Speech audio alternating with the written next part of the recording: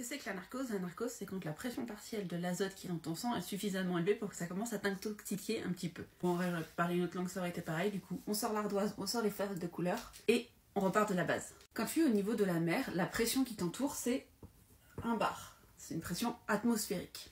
Quand tu vas descendre, le poids de l'eau, il va faire en sorte qu'il y ait de plus en plus de pression. Donc quand tu vas être à moins 10 mètres, tu vas être à 2 bars. À moins 20 mètres, tu vas être à 3 bars. Moins 30, 4 bars. Et moins 40, 5 bars. Tu comprends le principe. Quand tu es en plongée, dans ta bouteille, la plupart du temps, c'est de l'air ambiant qu'il y a. Sauf si tu plonges avec des mélanges, mais ce n'est pas le sujet de cette vidéo.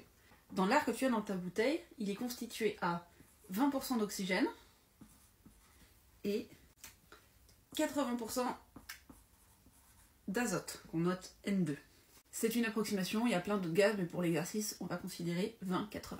Quand tu respires, l'air il est distribué à ton système sanguin par les poumons et les alvéoles. Et du coup, quelque part entre 30 et 40 mètres, la pression que tu subis est suffisamment importante pour aider la dissolution de l'azote dans ton sang à un taux qui est tellement important que ça commence à te faire un petit peu d'effet à la tête.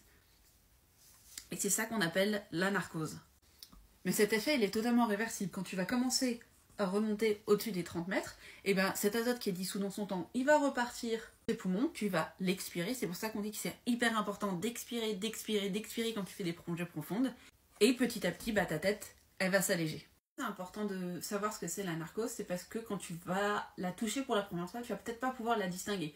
Moi je sais que je suis triste, j'ai des amis avec qui j'ai plongé l'autre jour qui étaient super heureux parce que leur matériel de plongée s'illuminait, ils étaient phosphorants. Je disais oh regarde ça brille, oh regarde ça brille. J'en ai un qui chantait, le lion est mort ce soir.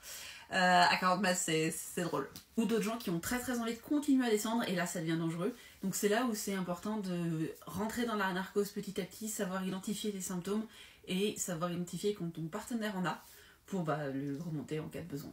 Ça s'améliore avec le temps, plus tu commences à connaître tes symptômes, plus tu sais les prévenir, de la même manière que si tu es un peu fatigué ce jour-là, si tu as fait la fête, si tu es un petit peu déshydraté, tu vas taper ta narcose plus vite, donc un peu moins profond.